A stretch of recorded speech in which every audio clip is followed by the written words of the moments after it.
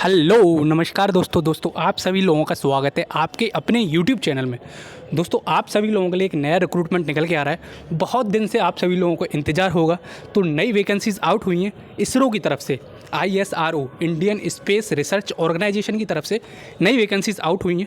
Detail में discuss करेंगे कौन सी ब्रांच एलिजिबल है, क्या एलिजिबिलिटी क्राइटेरिया है, किस बेसिस पर सिलेक्शन होने वाला है, सब कुछ बताने वाला हूँ। देखो बहुत इंपॉर्टेंट बात है, कुछ वैकेंसीज़ गेट के बेसिस पर निकाली हैं, कुछ वैकेंसीज़ आपकी रिटन टेस्ट के बेसिस पर होने वाली हैं, जो आपका ICRB का रिक्रूटमेंट निकलता था साइंटिस्ट बी की पोजीशन पर। ठीक है, तो डिटेल में डिस्कस करेंगे कि टोटल पूरा प्रोसीजर क्या होने वाला है, किस तरीके की वैकेंसीज़ हैं। ठीक है, तो ध्यान से देखना सब कुछ। देखो यहाँ पे सब कुछ मेंशन कर रखा है। कल की तारीख यानी कि 29 नवंबर से आपके एप्लीकेशन फॉर्म भरना स्टार्ट हो जाएंगे। ठीक है, तो डिटेल से बताऊंगा, पूरा इत्मीनान से बैठ के सुनना क्योंकि बढ़िया प्रोसेस है। देखो ये वाला रिक्रूटमेंट के बेसिस पर होने वाला है 21 और 22, लेकिन जो रिटन टेस्ट के बेसिस पे है उसके बारे में भी इसमें लिख रखा है। ठीक है, तो वैकेंसीज आपकी आउट हो चुकी हैं। तो देखो दोस्त, यहाँ पे जैसे आप देखोगे इन्होंने पूरा कुछ लिख रखा है। सबसे पहले मैं देखो इसकी एलिजिबिलिटी के बारे में बता देता हूँ। Computer science, electronics engineering, mechanical engineering, ये 3 ब्रांचेस के लिए अर्जेंट बेसिस पे बहुत जल्दी रिक्रूटमेंट होगा इनका। गेट 21 और गेट 22 के बेसिस पर शॉर्टलिस्ट कर लिया जाएगा। ठीक है, क्योंकि बहुत अर्जेंट नीड है अभी इस टाइम पे इसरो को। लेकिन अब आप कहोगे यार जो रिटन टेस्ट के बेसिस पर होता था वो वाला पेपर कहाँ गया, तो यार इसमें उसका भी मेंशन कर रखा है कि प्रधानमंत्री नरेंद्र मोदी के मिशन मोड के कारण हम जल्दी से रिक्रूटमेंट निकाल रहे हैं इसरो में। लेकिन जो रिटन टेस्ट के बेसिस पे जो आपका पेपर होता था साइंटिस्ट बी की पोजीशन पे ICRB का, वो भी जल्दी से कंडक्ट कराया जाएगा। उसके बारे में लिख रखा है, देखो यहाँ लिख रखा है, in order to accelerate the recruitment process in a mission mode in which the vision of director and honourable prime minister of India are part of vacancies of scientist engineer SC in ISRO will be fulfilled on the basis of GATE score and remaining vacancies based on written test. इसका मतलब ये है कि जो आपकी ये vacancies आई हैं, ये 68 वैकेंसीज, 68 वैकेंसीज ये गेट के बेसिस में, गेट 21 और गेट 22। लेकिन जो आगे रिमेनिंग वैकेंसीज बच गई हैं डिपार्टमेंट में, इसरो में, वो आपकी रिटन टेस्ट जो होता था उसी के बेसिस पर होने वाली हैं। तो बहुत ज़्यादा सुकून की बात है दोस्तों, आपका बहुत जल्दी रिक्रूटमेंट प्रोसेस आने वाला है, बहुत जल्दी वैकेंसीज निकलने वाली हैं आपके रिटन टेस्ट के बेसिस पे। तो तैयारी में धार देते रहो दोस्त, क्योंकि देखो इसका जो सिलेबस होता है वो गेट के बेसिस पे ही आता है। लेकिन जो पर्टिकुलर ये रिक्रूटमेंट निकला है, इन्होंने कुछ वैकेंसीज निकाल दी हैं आपकी 68 के आसपास। ठीक है, पूरा डिटेल में बताऊंगा।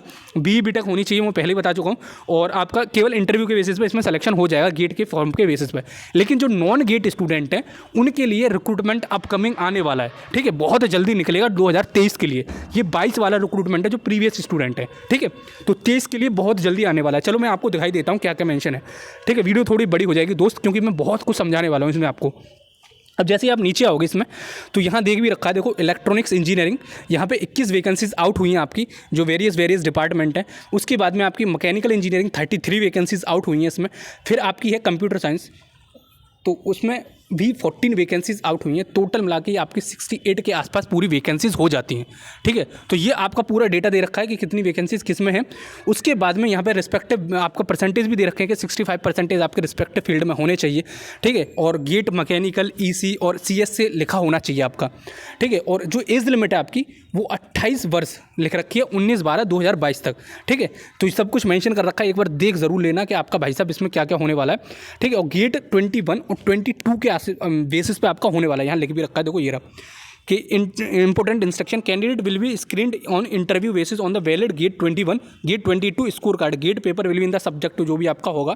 ठीक है, और एज लिमिट भी दे रखी है, 19/12 तक लास्ट डेट होने वाली है, तो उससे पहले ही आपको अप्लाई करना है, ऑनलाइन अप्लाई करना है, कोई भी उसमें लेने देने की बात नहीं है कि क्या होगा। ठीक है, शुल्क आपका 250 रुपये होने वाला है। Application fees is 250 rupees for each application. ठीक है, कैंडिडेट जो पेमेंट है वो ऑनलाइन ही करना पड़ेगा before last date. Last date कितनी है? 19/12/2022। ठीक है, तो उससे पहले आपको करना पड़ेगा। और देखो दोस्त, ये वाला जो रिक्रूटमेंट है इसमें कोई भी एग्जाम नहीं होने वाला, लेकिन यहाँ ऊपर जैसे मैंने आपको दिखाया 68 वैकेंसीज के बाद में 2023 का रिक्रूटमेंट आउट होगा। उसमें आपका रिटन टेस्ट के बेसिस पर होगा, जो कि आपका पहले भी रिक्रूटमेंट निकलता था। उसमें 150 प्लस वैकेंसीज आने की संभावना है, क्योंकि देखो मैंने RTI के थ्रू पहले ही आपको बता दिया है कि इसमें इसरो में वैकेंसीज आने वाली हैं। अगर वो वीडियो नहीं देखे तो आप जाके देख लेना, मैं RTI के थ्रू आपको बताता रहता हूँ। तो RTI के थ्रू उसमें बता दिया है कि आपकी इसरो में बहुत वैकेंसीज खाली हैं। ठीक है, तो 150-200 के आसपास वो वैकेंसीज आपकी रिटन टेस्ट के बेसिस पर आएंगी, जो कि 2023 में आएंगी। लेकिन अभी अर्जेंट बेसिस पर नीड है, इसलिए गेट 22 22 और गेट 21 के बेसिस पे इसमें लिख रखा है। ठीक है, कुछ इंपॉर्टेंट बात बता देता हूँ कि कब लास्ट डेट है, क्या होने वाला है। कैंडिडेट सक्सेसफुल पेमेंट होने के 24 घंटे के बाद में आपको डेटा दिख जाएगा। ठीक है, candidate will be assessed on technical knowledge 40 general awareness. देखो मिनिमम क्वालिफिकेशन जो candidate will be assessed based on the attribute which is technical knowledge 40 marks, general awareness in the relevant 20 marks, और फिर जो भी आपका होगा 100 marks. Candidate have to score 60 marks in the interview. ठीक है, 60 नंबर आपको इंटरव्यू में देना ही पड़ेगा। ये आपका होगा 1:7 के बेसिस पे, आपको गेट में रैंक के बेसिस पे आपको सेलेक्ट कर लिया जाएगा। सैलरी की देखो क्या ही बताऊं, 15 से 16 लाख पर एनम आपको सैलरी मिलती है पूरी साल में, 15 से 16 लाख। ठीक है, और जो इंपॉर्टेंट डेट है वो देख लो, 29/11 से आपके एप्लीकेशन फॉर्म स्टार्ट हो चुके हैं, और मतलब कल की तारीख से। और क्लोजिंग डेट जो आपकी है 19/12/2022, यानी कि 19 दिसंबर आपकी लास्ट डेट होने वाली है। उससे पहले आपको ये करने वाला है। और last date of payment of fees वो 21 तारीख को आपकी लास्ट डेट पेमेंट की है।